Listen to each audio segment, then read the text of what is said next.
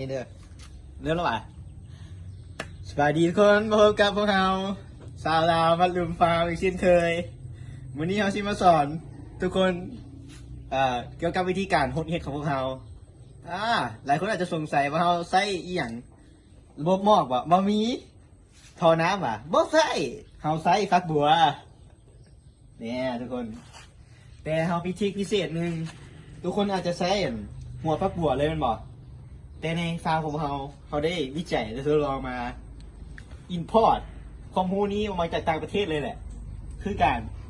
ทอดหัวมันออกทุกคนทุกคนน่าจะสงสัยเป็นอย่างคือต้องทอด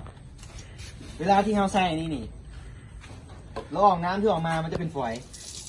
แต่เราไม่ต้องการนี่ท่านเราต้องการให้มันเป็นเส้น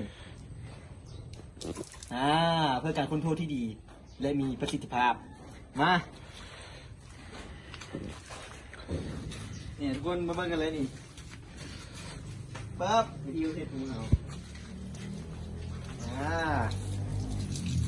เขาเน้นหลังก้อนเนาะเขาบอกต้องหดเส้นหน้าก้อนก็ได้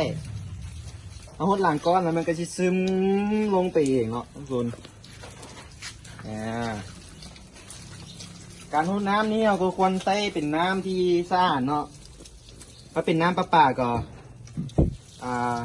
ให้ใช้ภาชนะไว้ปะข้ามคืนเลยเขาจึงเอามาหดนี่เขาหดได้ทีละรวน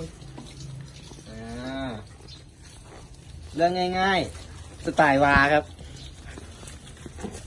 ยึด